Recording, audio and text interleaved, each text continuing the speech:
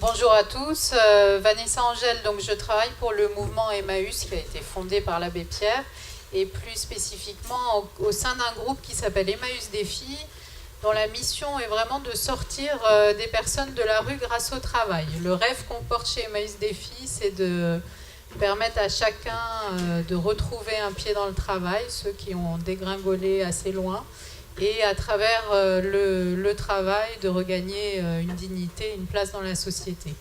Donc Emmaüs Défi, c'est aujourd'hui 140 salariés en insertion. Et moi, j'ai rejoint ce groupe il y a presque 6 ans maintenant pour monter un programme qui s'appelle la Banque solidaire de l'équipement et qui est un programme dont l'objectif est de permettre à des familles très démunies, à des personnes très démunies, d'équiper leur premier logement. On sait que le logement, c'est une question vitale pour les personnes. On sait moins que quand il y a des personnes avec des ressources extrêmement modestes qui ont vécu 5, 6, 10 ans dans des centres d'hébergement. Quand elles arrivent dans un logement, elles arrivent dans des logements vides et il reste une dernière étape à franchir pour rendre ce logement habitable. Il faut l'équiper, il faut se l'approprier, il faut l'investir et c'est vraiment ça notre défi à la Banque solidaire de l'équipement. Oui, bonjour à tous. Donc, moi, je suis Stéphanie Goujon. Je dirige une association qui s'appelle l'Agence du don en nature et qui, en fait, met en place de l'économie circulaire au service des plus démunis.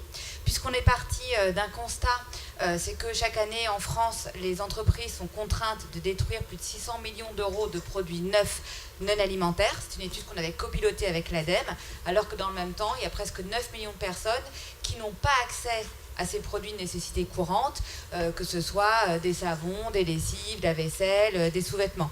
Donc nous, ce qu'on a fait, il y a 8 ans, c'est qu'on a créé en fait une plateforme à la fois logistique et numérique qui nous permet de collecter ces excédents de stock et nous-mêmes de les stocker, de les mettre sur un site internet et par le biais du numérique, de justement pouvoir les redistribuer partout en France à des associations de solidarité. On travaille notamment avec certaines associations du groupe Emmaüs. Voilà, donc nous, c'est que le non-alimentaire. Et on a commencé, ça on pourra peut-être en parler, à ouvrir aussi à d'autres types de dispositifs pour inclure les parties prenantes. J'étais très sensible ce matin à tout ce qu'on disait sur l'entreprise étendue, ce que vous avez relevé, à la dimension aussi sociale que François Michel relevait dans l'économie circulaire.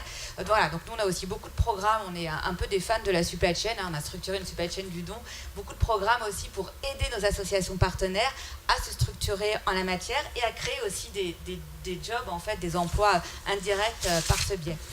Voilà, et on se connaît très bien tous les trois, il faut le dire aussi. Ça aussi, c'est la coopération et l'entreprise étendue. Alors du coup, Vanessa propose de mieux loger les démunis. Stéphanie leur donne des sous-vêtements, du shampoing, des produits de première nécessité. Et nous, on leur apporte le reste, c'est-à-dire des produits alimentaires. Parce que chez Phoenix, on s'attaque au gaspillage alimentaire et on essaie de faire en sorte que les invendus des uns, notamment la grande distribution, les industriels ou les logisticiens, les transporteurs, qui ont des produits qui sont parfois en train de moisir dans des entrepôts, finissent non plus à la poubelle, à l'incinérateur, à l'enfouissement ou à la décharge, mais trouvent une deuxième vie solidaire.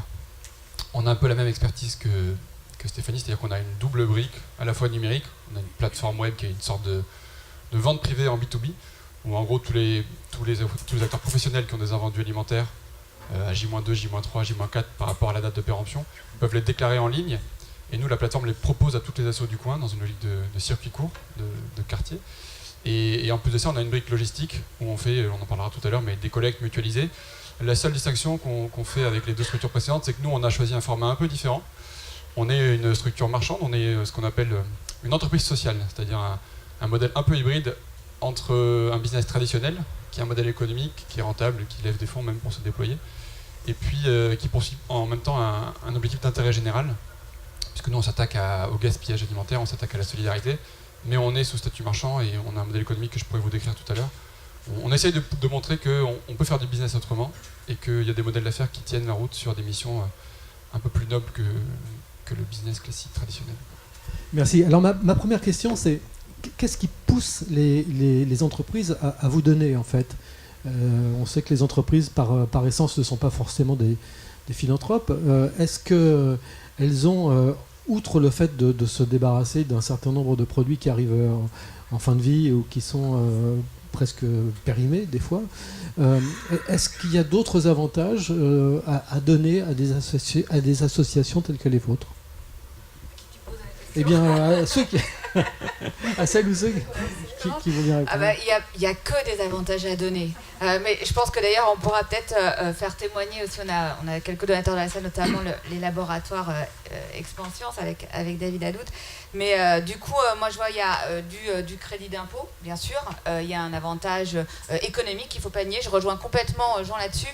Nous, on est persuadés que pour que la valeur sociale, ça dure, il faut que ce soit lié aussi à de la valeur business. Il faut qu'il y ait aussi un intérêt. Je veux dire, les entreprises, elles sont là aussi pour faire embaucher des gens, pour faire tourner des machines. Donc, alors, il y a un crédit d'impôt, ça veut dire quoi alors concrètement? Alors, c'est 60% du prix de revient TTC. Donc c'est quand même intéressant, hein, c'est la valeur en stock, hein, c'est pas la valeur marchande. Voilà. Mais c'est une motivation, nous on a démarré il y a 8 ans, c'est une motivation qui était assez forte. Aujourd'hui, il y a à parité des motivations plus liées à la RSE. Et d'ailleurs, je pense que voilà, c'est pas un hasard, hein, L'Oréal est un de nos donateurs, et si François Régis il est sur le lab RSE, ça veut aussi dire qu'on est dans cette dynamique-là. Et c'est un petit peu ce que le dernier chart de Werner Remers là, sur l'aspect aussi fédérer l'interne, fédérer les équipes. Nous, on se rend compte qu'on nous demande de plus en plus d'intervenir, et on le fait avec grand plaisir, pour impliquer les salariés, les collaborateurs des entreprises. C'est ça aussi le circulaire, c'est-à-dire que par exemple on a fait une grande journée de mobilisation avec des salariés d'une usine à Procter & Gamble pour les faire trier des produits. Donc il y a vraiment cette motivation d'implication des collaborateurs en interne, et il y a aussi l'aspect valorisation de l'engagement sociétal par rapport aux autres parties prenantes qui peuvent être les fournisseurs, qui peuvent être les clients, les consommateurs. Aujourd'hui les clients ils sont fiers aussi, je pense, de voir que leurs marques ont des engagements de ce type par rapport à la lutte contre l'exclusion. Donc c'est vraiment moi j'observe, je ne sais pas si vous en serez d'accord, que bien sûr il y a les invendus, il y a les excédents de stock, les obsolètes, et c'est notre gisement premier. Mais aujourd'hui on ouvre de nouveaux dispositifs parce que l'économie circulaire c'est pas que ça, quoi. C'est aussi une société plus inclusive. Voilà, pardon. Merci Vanessa, oui. Non, je rejoins complètement Stéphanie. Nous, on avait André Comte-Sponville il y a plusieurs mois qui était venu chez Emmaüs Défi et qui disait combien la solidarité est vraiment le ciment de la société et qu'elle est importante. Mais il la définissait, et c'était intéressant, comme une... Je vais reprendre mes notes pour être sûre de ne pas comme une convergence objective d'intérêt. Donc j'ai trouvé ça intéressant. Il disait être solidaire, c'est être égoïste ensemble, intelligemment. Donc c'est exactement ce qu'on essaye de faire. Il y a l'avantage fiscal, Stéphanie en a parlé, et il peut être important quand même pour convaincre en interne la structure. Il y a libérer de la place, avoir une solution rapide, simple, efficace.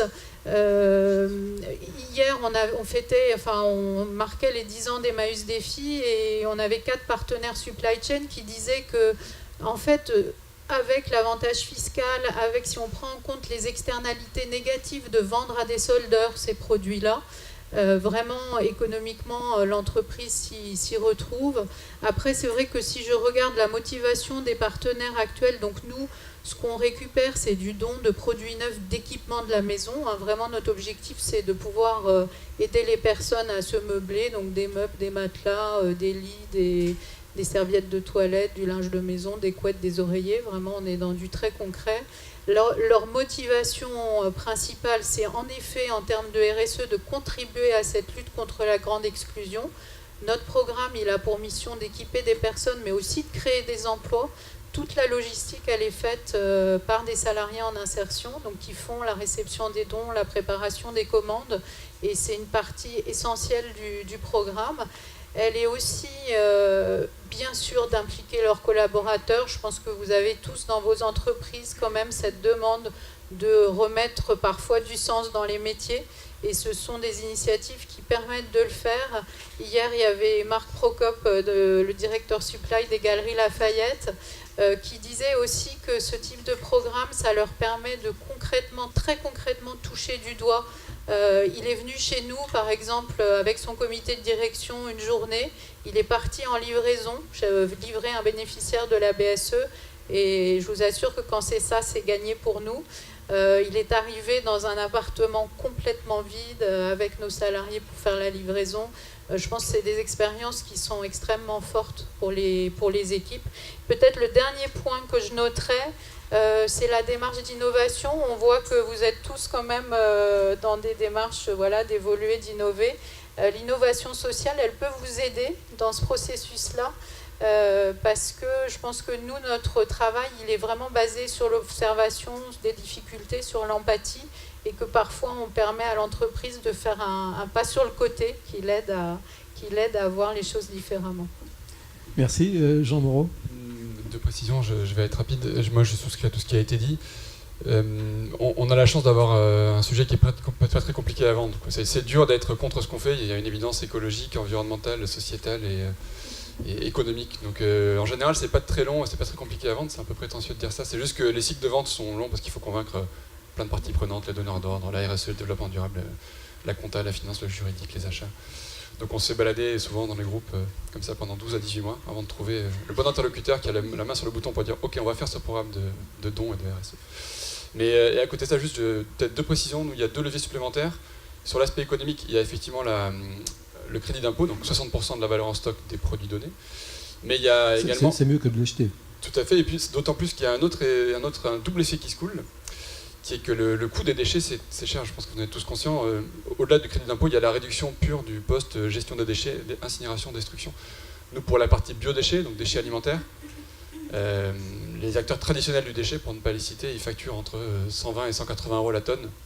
Plus, ils vont facturer l'enlèvement, la mise à dispo de la benne et l'envoi à la décharge. Donc, il y a déjà un premier gain économique qui est la réduction assez drastique de la facture déchets. Et en plus de ça, cerise sur le gâteau, vous pouvez récupérer un crédit d'impôt. Et nous, il y a un dernier levier qui n'a pas encore été évoqué parce qu'il est spécifique à notre activité. Mais depuis 1 an maintenant, il y a une loi contre le gaspillage alimentaire qui porte nos activités. Donc au-delà de l'évidence, au-delà du levier économique, il y a maintenant l'obligation pour toutes les surfaces de vente de plus de 400 m² de ne plus javeliser ou détruire des invendus qui seraient encore consommables. Donc effectivement, nous, on est au bon endroit au bon moment et porté par un contexte sociétal, médiatique qui est super favorable. Un autre levier aussi, peut-être la communication que les entreprises font dans ce domaine-là. Enfin, la grande distribution n'a pas manqué à une certaine époque de communiquer autour de cette activité. D'autant que souvent les enseignes, en tout cas les grandes marques ou les grands faiseurs du B2B, sont taxés de faire du greenwashing ou du social washing. Et là, vu qu'on est sur des actions super concrètes, avec des produits redistribués, des photos des bénéficiaires, c'est tangible, quoi. Il y a des chiffres d'impact, il y a du concret, donc ça déconstruit un peu le discours qui peut être parfois perçu comme du greenwashing ou ce qu'on appelle du bullshit. Alors, qui sont les entreprises donatrices ? C'est des entreprises que vous allez rencontrer au quotidien ou des entreprises qui vous contactent ? Enfin, comment ça se passe, le contact avec une entreprise donatrice ? Alors nous, la première entreprise qui s'est lancée dans l'aventure, ça a été le groupe Carrefour, qui s'est lancé massivement avec nous en nous faisant don de toutes les références qui sont donc liées à l'équipement de la maison au niveau de leurs hypermarchés en France. On a beaucoup d'entreprises qui ont rejoint depuis, le groupe Seb, Leroy Merlin, les Galeries Lafayette, Dodo, la Camif, Maison du Monde. Enfin, je vais sûrement en oublier et pas me faire des amis.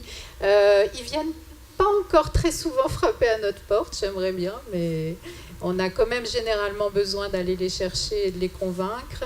C'est un peu ce que dit Jean. Je pense qu'il faut trouver le bon interlocuteur dans l'entreprise, que le sujet va quand même toucher personnellement et qui va être prêt à faire cette bataille interne pour convaincre tout le monde et passer à l'action. Je pense que si tout le monde est quand même convaincu des grands principes, il y a le moment où il faut passer à l'action et y aller. Et voilà. Et donc nous, on est sur des partenariats assez transverses, très opérationnels et très au quotidien avec des personnes qui sont très proches de nous, qui viennent souvent chez nous. On a à la fois des comités formels et beaucoup d'échanges informels avec eux.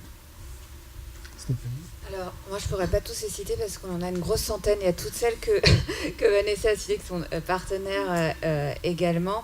Sachant que dans la lutte contre l'exclusion, de toute façon, il n'y a pas d'exclusive, pardonnez-moi le jeu de mots, et qu'effectivement, nous, on cherche à avoir le maximum d'entreprises qui puissent travailler avec nous. Alors oui, il faut un ambassadeur interne, mais moi je trouve que pour le coup, la communauté supply chain est particulièrement sensible à nos projets. Alors, peut-être pour une raison rationnelle, parce qu'effectivement, ils voient les stocks dormants, mais moi je trouve aussi en termes de valeur, j'ai assez souvent senti qu'il y avait une résonance très profonde en fait chez les gens qu'on rencontrait dans la supply, peut-être plus, même s'il faut aussi parfois le rencontrer que dans la com ou dans la... Enfin, ça dépend qui va gérer ça. Et il faut aussi qu'on ait effectivement une adhésion présent de la direction générale, parce que c'est un projet d'engagement sociétal. Après, nous, ce qu'on fait aujourd'hui, tu parlais de communication, Jean-Philippe, je pense qu'effectivement, c'est important. Il ne faut pas avoir des pudeurs de jeunes filles sur ces sujets-là. On est dans un cadre qui est un cadre, bien sûr, du mécénat. On n'est pas là pour faire de la publicité, du greenwashing, mais encore une fois, je pense que si on veut que cette type d'entreprise sociale, alors nous on est une association, on entreprend aussi autrement, puisse durer, il faut lier la valeur business et la valeur sociale. Et donc il faut impliquer les parties prenantes, il faut impliquer les collaborateurs, il faut impliquer les consommateurs. Et moi je veux bien, si on a le temps, peut-être de faire témoigner à un moment donné nos amis. Est-ce qu'il est dans la salle? Expanscience. David. Oui. je vous apporte le micro pour que vous puissiez nous dire et sur ce que vous faites avec l'ADN. Que disait... Bon, bonjour à tous. D'abord, nous, notre participation au niveau des laboratoires Expanscience, c'est avec notre marque Mustela de dermocosmétiques pour les bébés. Donc, on s'est lancé dans l'aventure avec ADN pour toutes les raisons qui ont été évoquées précédemment. Mais la principale, c'est quand même de se dire c'est absurde de détruire des produits si on en a, et comment les réutiliser et les mettre à disposition des autres. Et on avait un casse-tête, puisque c'est pas un problème qui date d'hier, mais c'est cette mise en relation avec les associations qui nous permettront de donner d'une manière assez massive, mais structurée, traçabilité, nos produits, puisqu'il y a ces craintes dans l'entreprise. C'est je donne des produits, mais est-ce qu'on est sûr que ça va bien arriver, in fine, aux personnes qui en ont besoin? Et là, l'agence fait un travail, je vais dire magnifique, j'imagine tous, mais en tout cas, je connais mieux l'agence, parce qu'on a cette mise en relation, parce qu'on a ce réseau de distribution, on a cette garantie, cette sécurité, et c'est ça qui rassure, et qui permet après de penser à d'autres projets, puisque je pense qu'on va au-delà du don. Le souhait, c'est de s'engager sous une forme un peu plus large, et typiquement, cette année, on a organisé au sein des associations avec lesquelles travaille l'agence, des ateliers de massage pour bébés, par exemple. Voilà. Ça fait partie de notre savoir-faire et on a voulu partager ça aussi avec les associations et les jeunes parents qui sont dans ces associations, qui n'ont pas forcément l'occasion de pouvoir en profiter. Voilà.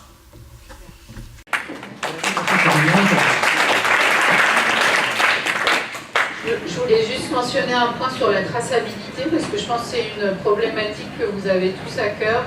Je pense qu'ici, ce sont des entreprises ou des associations très professionnelles. Nous, dans le cadre de la Banque solidaire de l'équipement, c'est un programme qui est accessible uniquement par orientation de travailleurs sociaux. Donc on travaille avec plus de 500 travailleurs sociaux à Paris et à Lyon pour orienter. Donc c'est un programme qui est extrêmement ciblé. Voilà. Et sachez aussi qu'on a tous développé des outils pour tracer ces dons. Dans notre cas, on a eu la chance d'avoir un mécénat de compétences d'Accenture qui nous a permis de développer un outil sur Salesforce.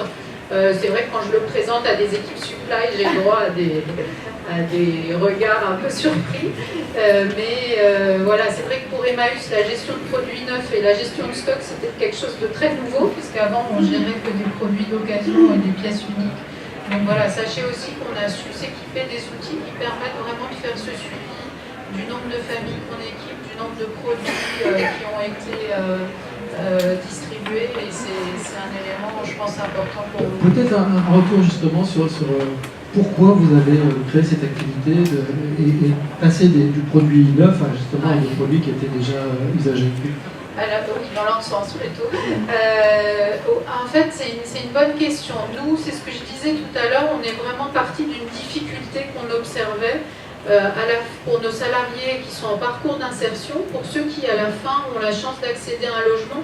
On voyait bien que cette transition, c'était une grande joie, mais c'était aussi une transition difficile. En fait, d'accéder, voilà, de rentrer dans un logement quand on n'en a jamais eu ou quand on en a eu un il y a très longtemps et que ça s'est mal fini. On voit que c'est une période de fragilisation. Donc de cette difficulté, on s'est dit, bah voilà, avec la brique de l'équipement, on doit pouvoir faciliter cette transition et leur permettre de s'approprier vite ce logement. Et après, on a cherché et on est parti sur l'idée des produits neufs pour deux raisons. D'abord, pour avoir un référentiel assez large, on a une centaine de références d'équipements disponibles, de types d'équipements disponibles, mais surtout, et ça a été validé par une étude d'impact qu'on a fait, en fait, le fait de donner le choix aux personnes, parce qu'ils vont venir chez nous dans un petit showroom, ils choisissent, ils payent à tout petit prix, mais ils payent, et ils ont accès à du neuf, et cet impact-là, il est énorme. C'est des gens qui n'ont jamais rien acheté de neuf. Le fait de pouvoir se l'acheter, même si c'est à tout petit prix, et de se dire c'est moi qui m'occupe de moi, qui me l'achète, qui permet à mes enfants d'avoir un bureau, une table, une chaise. L'impact du neuf, il est colossal pour ces gens-là. Merci. Une question concernant l'organisation. La logistique, ça ne s'improvise pas, on en a parlé tout à l'heure. Travailler avec des professionnels et des bénévoles, ça ne doit pas être non plus évident. Comment vous faites pour gérer vos flux ? Jean ? Nous, pour être transparent, on a commencé avec une intuition numérique. Donc, de la plateforme dont je parlais, on s'est dit on va mettre à disposition des donateurs, donc des grandes entreprises et des bénéficiaires, une plateforme, et ça va tourner tout seul, les flux vont circuler, etc. Et on va réduire le gaspillage en 3 clics avec un login, un mot de passe et en avant, et ça va être trop bien. Donc c'était une vision qui plaisait beaucoup évidemment à la presse et à l'écosystème. On était devenu le nouveau mythique de l'invendu, puisqu'on faisait se rencontrer l'offre et la demande en temps réel avec des algorithmes, etc. Sauf que pour le coup, ça marchait pas. Et donc on s'est dit, en fait, notre métier, il est plus basique que ça, il est peut-être moins sexy, mais on va, pendant quelques mois, on a débranché la plateforme et on a fait ce travail d'intermédiation au téléphone et avec des camions. Donc on a fait votre métier, enfin on a fait de la logistique, on a appris à devenir, on n'était plus une boîte French Tech techno, on était une start-up de logistique. Et en fait, au début, on s'attaquait surtout aux gros hypermarchés, donc aux grandes surfaces, des Leclerc, des Carrefour, des Auchan. Et là, pour le coup, il y avait suffisamment de volume par jour, puisqu'il y a rapidement 2000 à 3000 euros de produits par point de vente et par jour. Donc on arrivait à faire venir en direct des assos pour collecter, ce qui nous affranchissait d'avoir des camions en Phoenix, des logisticiens et des chauffeurs. Donc on a un modèle qui était assez agile, on donnait de la visibilité à des gisements, et puis on mobilisait notre réseau pour qu'ils viennent collecter à notre place. Après, quand on a compris qu'il y avait aussi une demande sur les petites surfaces, des Franprix, des Carrefour City, des Bio C'est Bon, qui sont pour nous l'avenir du retail, les petites surfaces dans l'intra-urbain, ce modèle-là, il marchait plus parce que les volumes étaient trop petits individuellement, ils étaient trop diffus, trop éclatés. Donc on arrivait à en intéresser personne en fait, pour venir collecter un caddie dans un Franprix, personne ne voulait se bouger. Donc on a dû aller un cran plus loin, on s'est dit en fait notre métier, notre valeur ajoutée, ça va être de créer des boucles de circuits courts. Donc en fait, quand on a signé avec Franprix, parce que maintenant on a les 400 magasins du parc, on passe dans 1, 2, 3, 4 magasins, dans le 11e par exemple, on massifie les volumes, on fait des tournées mutualisées, et on va livrer en flux tendu, avec des petits triporteurs ou avec des camions à GNV, les invendus du jour à l'assaut du quartier. Et c'est devenu ça notre métier en fait, c'est de faire de l'assemblage logistique et des boucles intelligentes et avec une dimension numérique, mais qui est plus pour le coup dans le suivi, la traçabilité et les données consolidées. Et on a fait une sorte de pivot vers un métier qui ressemble beaucoup à ce que vous faites au quotidien. C'est les deux. On a à la fois, maintenant on a la chance d'avoir pas mal grossi, on est 70 dans l'équipe et on est dans 18 villes en France. Donc on a souvent des sous-traitants par ville, à Grenoble, à Lyon, à Dijon, à Clermont. Et après, de plus en plus, on internalise la logistique avec des camions en propre, financés soit par des subventions, soit par des entreprises. Stéphanie ? Alors, nous, dès le démarrage, il y a 8 ans, on a fait et l'entrepôt et le site internet. Donc, tout de suite, notre savoir-faire, c'était de la supply chain, vraiment entre les entreprises et les associations. Pour vous donner une petite idée de volumétrie, on a collecté 8000 palettes l'an dernier. On a pu redistribuer en valeur marchande 32 millions d'euros de produits. On travaille avec 800 associations partenaires partout en France. Donc, comment on fait ? Nous, on massifie les flux, probablement plus que toi. En fait, on est plus sur une logistique où les entreprises vont toutes nous livrer dans un entrepôt qui est presté, qui est à côté de Saran. Et après, on va refaire des lots adaptés aux besoins des associations, parce que le social, c'est toujours local. et qu'il n'y a pas un mythe de la grosse association. Je veux dire, à chaque fois, c'est des besoins de proximité. Et en fait, on va travailler avec des antennes de l'Armée du Salut, par exemple, qui vont accompagner peut-être parfois 30 personnes, parfois 800 personnes, ça dépend des villes. Donc les besoins sont très différents. Ce qui est important dans le modèle et qui garantit la traçabilité, c'est que l'association, elle ne commande sur notre site internet que les produits dont elle a besoin. Et après, donc on va nous aussi chercher à mutualiser le transport, le dernier kilomètre pour des raisons environnementales, des raisons de coût, pour qu'il y ait par exemple un seul camion qui parte à Lyon, pour pouvoir après avoir une plateforme de cross-docking et que toutes les associations lyonnaises soient desservies par le biais de ce camion. C'est une grande réflexion pour nous, c'est toujours une démarche de progrès continu sur cette question du transport et notamment du dernier kilomètre. Et je vous en parlais tout à l'heure brièvement, de comment aider aussi nos associations partenaires à s'aguerrir aux questions logistiques. Voilà, elle ne réalise pas encore tout à fait tout ce que la logistique peut faire pour elle, mais nous, on essaie aussi de promouvoir, de jouer un peu ce rôle d'ambassadeur et de locomotive sur ces sujets, en leur proposant des diagnostics personnalisés gratuits, de l'accompagnement sur ces sujets, pour mieux travailler avec elles et pour qu'il y ait plus de produits pour les plus démunis. Et je rejoins totalement Vanessa sur la question des produits neufs. C'est un gain de fierté extraordinaire pour les gens. Parce que pour une fois, ils n'ont pas un produit dont les autres n'ont pas voulu, mais ils ont un produit de marque, quelque chose qui va au-delà de la valeur d'usage et de la valeur fonctionnelle du produit, c'est de la fierté qu'on leur donne. Alors sur nous, notre logistique, elle est faite en interne, puisque c'est ce que je vous disais, notre mission, elle est aussi et surtout de créer des emplois pour des personnes en situation d'exclusion. Donc nous, c'est des salariés en insertion qui font la réception des dons, la préparation de commandes. On a des cellules d'entrepôt qui nous sont mises à disposition gratuitement par l'entreprise Sogaris dans une zone qui est près de Roissy, en Île-de-France. Et c'est vrai que nous, on a beaucoup bénéficié de l'expérience de nos partenaires sur toute cette mise en place logistique, parce qu'on n'était pas des professionnels de la logistique. Donc c'est nos salariés qui préparent les commandes et livrent les bénéficiaires. Mais par contre, c'est vrai que sur la mise en place de l'entrepôt, là on est en train de déménager une cellule. Tous nos partenaires se mobilisent avec des camions pour nous aider à... Là, on a dû prévoir un peu nos ventes pour les prochains 6 mois, donc à identifier quels étaient les besoins. Donc on est beaucoup aidé là-dessus à travers du mécénat de compétences. Souvent, ce sont nos partenaires qui vont nous livrer. Alors après, je ne sais pas s'il y a beaucoup de transporteurs dans la salle, mais j'en profite parce que c'est vrai que nous, on a toujours besoin de mécénat de transport. Un des avantages, c'est qu'on n'est pas forcément sur des deadlines aussi strictes que vous. Donc on peut attendre et profiter de camions un peu vides pour les remplir avec quelques palettes sur des trajets du sud vers le nord ou l'inverse. Voilà, donc on va vraiment travailler là-dessus, nous, créer des emplois, c'est important, c'est notre mission. On a besoin de nos partenaires pour des compétences, pour de la formation aussi, s'il y en a que ça intéresse. Nous, on a besoin pour nos salariés de les confronter à la réalité du marché du travail. Donc on travaille aussi là-dessus sur des formations dans les entreprises, des immersions, et pour qu'ils puissent se confronter à la vraie vie. Merci. Alors on va profiter qu'il y a beaucoup d'entreprises qui sont présentées dans la salle aujourd'hui. Quels sont les produits dont vous avez le plus besoin en ce moment ? Hygiène. Honnête, hein. Hygiène, entretien, hygiène, entretien. Voilà. Donc voilà, c'est les produits pour la dignité, c'est la base. Après, moi, on fait aussi des produits d'équipement de la maison, bien sûr. Je pense que c'est important par rapport à ce que tu disais. Bah si, on en fait aussi. Et puis des jouets, là, c'est bientôt Noël. Donc voilà, imaginez votre journée, hein, vous démarrez sans dentifrice, vous démarrez, vous n'avez pas de votre bol et tout est bréché, c'était la rentrée il n'y a pas longtemps, vous n'avez pas de fourniture scolaire pour vos enfants, d'ailleurs BIC, d'ailleurs, mais vous avez déjà d'autres actions, d'accord, vous avez déjà d'autres actions. Ah non, il n'y a pas que nous, et pour le coup il n'y a pas d'exclusif sur ces chaînes-là de solidarité. Voilà, donc... Alors moi, c'est l'équipement de la maison.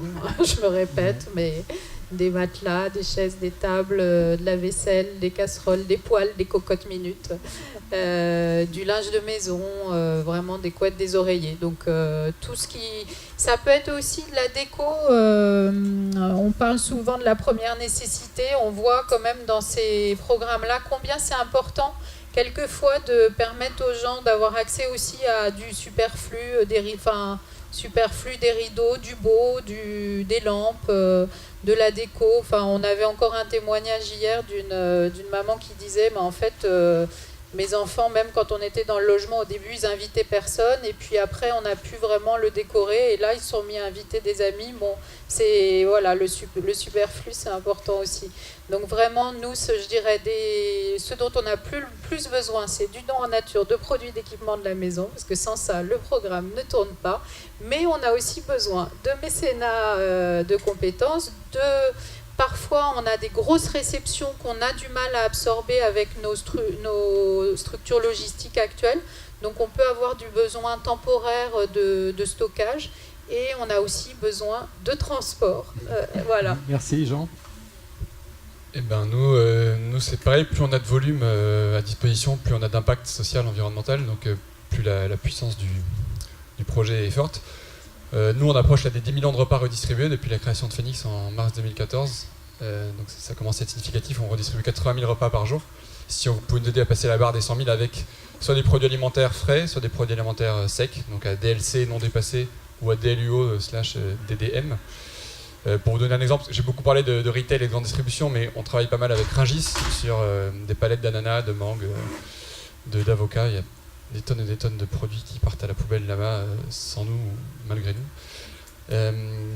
On a aussi par exemple récemment reçu presque 10 000 plateaux repas de la SNCF, enfin de leurs prestataires, quand il y a soit des grèves, soit des pépins logistiques, soit des... Il faut bien que les grèves servent à Donc en quelque fait, chose. les plateaux repas sont acheminés en gare et puis les trains ne partent pas. Donc nous, on est appelé pour venir collecter à Montparnasse, à Gare de Lyon, des plateaux repas première classe, entrée, plat, dessert, sous cellophane.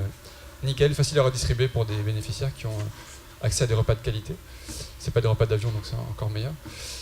Donc voilà, je sais pas si ça vous inspire des idées dans des gens qui ont des entrepôts, qui ont des... Enfin, dès que vous faites ça, c'est une problématique de stock invendu en alimentaire. Nous, et le réflexe Phoenix, le bon réflexe Phoenix.